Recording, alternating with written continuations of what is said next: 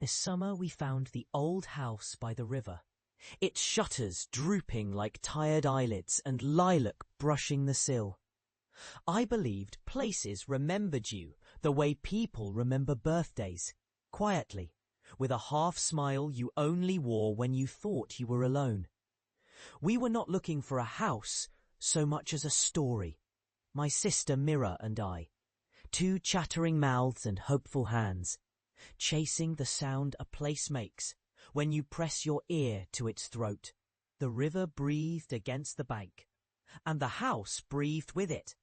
A slow, patient exhale, as if the walls themselves were listening for us to sigh back.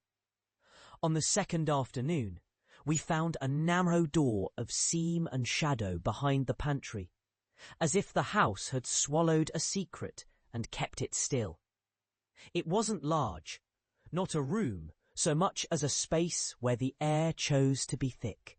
Mira, brave and reckless, crowed that a secret deserved daylight. I, younger and more timid, believed secrets deserved a bedtime story, something told to make the fear less loud. The door didn't yield easily. It yielded when Mira pressed her palm to the wood and whispered the name of the previous occupant, a girl who had lived there before us, a girl whose letters we found in a burlap bundle, tied with a ribbon, letters that smelled faintly of lavender and rain. The letters spoke of a ritual, of a way to keep a memory in a house so the memory would not drift away like a boat in the middle of the river. The ritual was simple, if you counted the breathless hush between the steps you took to perform it. You set a photograph upon the windowsill. You circle the room in chalk with your left hand, not your right, as though you are drawing the past back toward you. Then you whisper the girl's name 3 times, softly, 3 times only, and you listen for the house to answer, in a manner that is not speech, but the sensation of being watched. We tried it one night, when the rain etched thin rivers down the glass.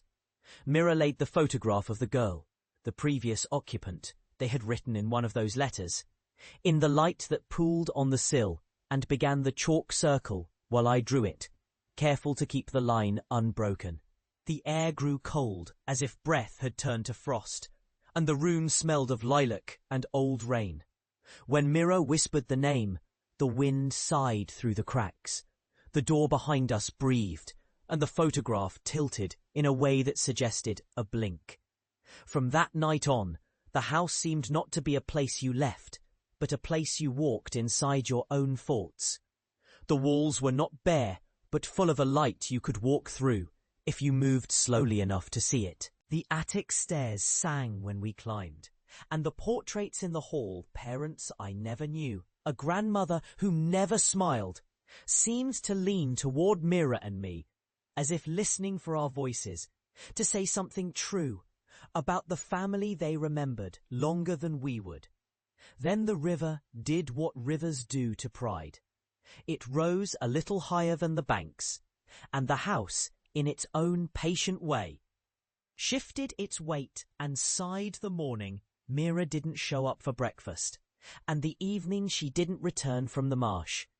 The day she vanished, the rain came without mercy, turning the world into a grey, flattened coin.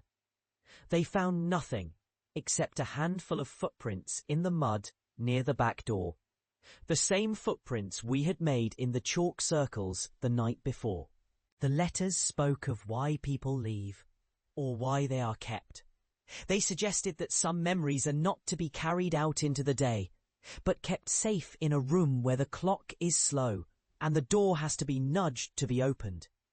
We told ourselves Mira had run away, or perhaps been taken by the river's slow hands, and the house, with all its sighing timbers and damp corners, became the keeper of that absence. We moved away soon after, because the world beyond the river did not forgive a house that remembers too much, and a child who walked into a night and never walked back. Decades passed. I grew old with the same patient, careful breath I had learned to hold when Mira was still with me. I moved from room to room in the little apartment where the days simmered like soup and the nights cooled in a bowl of silence. The memory of the old house swam in the back of my head. Its corners, its boards, the way the attic stairs creaked as if they were the joints of some great creature waking after a long, sleepy winter. Sometimes, when the afternoon light fell just right on the side of my bookcase, I could almost hear the house sighing through the wall, as if Mira's name still lived there, whispered in the plaster. Then one morning, a rumour of a promise that is not a promise, but a reckoning, came to me. The current owner intended to sell the house that had waited so long for its next breath. The memory, which the mind calls past, is a stubborn thing, and it refused to stay quiet just because the present failed to listen. I went back, not out of curiosity, but because time, oh, that sly, patient thief, had taught me that the past does not end in a year or a grave. It ends when you recognize that you are walking inside a memory you have made for yourself, that the memory is walking inside you. I stood on the riverbank, where the house could barely be seen through the curtain of rain, and I found the key in a pocket I did not remember putting there years ago. The key looked familiar and unfamiliar at once, the way a name can sound like a lullaby and a threat at the same time. The town's new owners had bricked up the pantry door where the seam of shadow hid the old room. But the key fit the back of the door as if the thing I sought had never truly left my hands. Inside, the air smelled of damp lilac and rain, as it had in the summer when Mira and I first found the room. The attic stairs, these old things, still sang under my weight, though the house did not sigh so much as listen. On the floor, the chalk circles lay faint and pale, like a snowfall that refused to settle.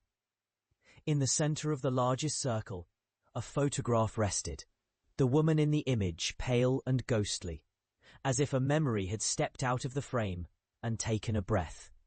I knew the face immediately, though I had not seen it in a long, long time.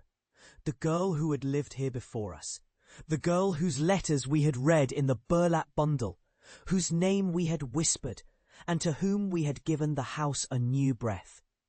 But the girl in the photograph did not smile or look away.